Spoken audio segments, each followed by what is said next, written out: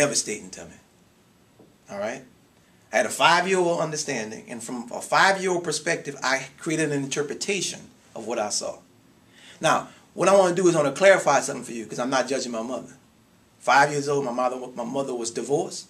She wanted to have sex with another man, she could. Wasn't nothing wrong with it. All right, I just want to make that clear, because I don't want it to be seen like, well, I'm judging my mother, but I'm telling you from a 5-year-old perspective, that didn't look good to me. All right? And I was on top of that, I was a grandmother's boy, so I used to go to church with my grandmother on a regular basis. And so the way they talked about sex in church never was a good thing. Everything associated with sex was bad. Anybody having sex was going to hell. Am I lying?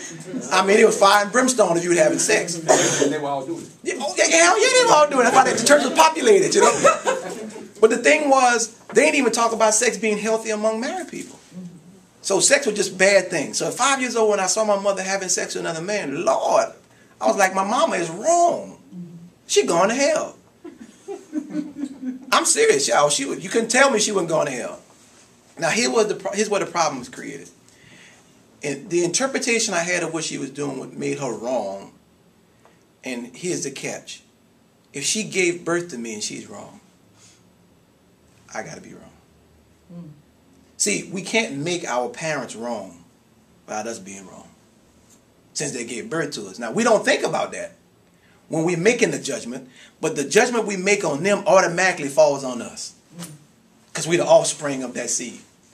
So here it was, in that moment, when I saw my mother having sex with another man, I said to myself, wow. I came to a conclusion. Here was the conclusion. You can't trust women, and you can't count on anybody. I'm in this world by myself. So in that moment, and I'm telling you something happens to every single one of us. Not the same thing, but there's some experience where we said this to ourselves. I can't be who I am. I got to be something else. I got to stop being this way, and I got to start being this way. I made that decision. When I said I couldn't trust women, and I couldn't count on anybody, it meant I decided I could no longer be who I really was. This world wasn't ready for me. And so from that point on, it was downhill. But in that moment, I created, out of an emotional reaction to what I saw, a conflict in agreement within myself. Now, when I say conflict in agreement, what I mean is I created an agreement with myself to not be myself. That's a conflict in agreement. Now, I want you to know, every single one of us in here have a conflict in agreement. We've been operating out of a conflict in agreement. How do I know that? If you're not blissfully happy, you operate out of conflict in agreement. You wouldn't even been attracted to here if you didn't have a conflict in agreement. I'm calling for everybody that got conflict in agreements who want to iron out their conflict to come to me. So you being attracted to me, I know what it's for. It took me a long time to figure out why people come to me, because it took me a long time to figure out my own conflict in agreement. But that conflict in agreement created a split in my mind, where I was trying to be one thing on one side and another thing on the other side. So it created a fight, a conflict within me on how I was being. All right? Now, what is an agreement? I want you to understand. I want us to understand that for a minute. What is an agreement? A mutual understanding. A mutual understanding. Okay. What else? What is an agreement? Everybody on the same accord. Everybody on the same accord. Okay. So now, when we came into this world, we were in agreement. Mm-hmm. One accord. That's why children are so happy. You know how happy children are? They're just so excited. You're like, God, dog, what happened to us? No, that conflict in agreement. Something happened. We made an interpretation about what happened, and the way we interpreted it did not match us being who we are. We said to ourselves in that interpretation, I can't be me no longer. And so from that point on, we went about our business being something else. Now, the healing is really about the restoration of what we call integrity. Now, what is integrity? What is integrity? Because that's a serious issue that we have in the world. the problem. We have a problem with integrity. What is integrity, huh? Essentially doing what you say you're going to do. Doing what you're saying you're going to do. What else? Trust. Truth.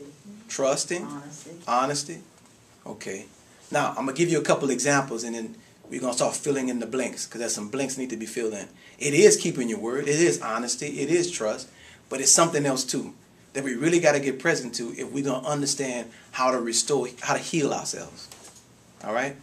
So here it is. If you were walking up to a building, and the building said, the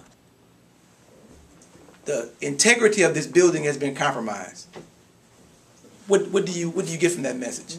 I'm not going in. Don't go in. Don't go in, right? Don't mess with it. All right? So now, that means what about the building? It's been compromised. Huh? It's been compromised. Been compromised, not stable, it's not working right. Okay? So now, when you hear the term integrity, you're not just talking about keeping your word. See, the idea of keeping your word is a manifestation if you're working right or not. If I give you my word and don't keep it, you know what? I ain't working right. See, some people need to walk around with signs say, this building has been, the integrity of this building has been compromised. Some of us need to walk around with that, because when our integrity is out, we walk around creating injury. Because we walk around giving our word, telling people we're going to do things and we don't show up. Now, take for example, the buildings in California. When they were constructed to withstand earthquakes. Right? Buildings in Florida, hurricanes. Buildings in Chicago, high winds.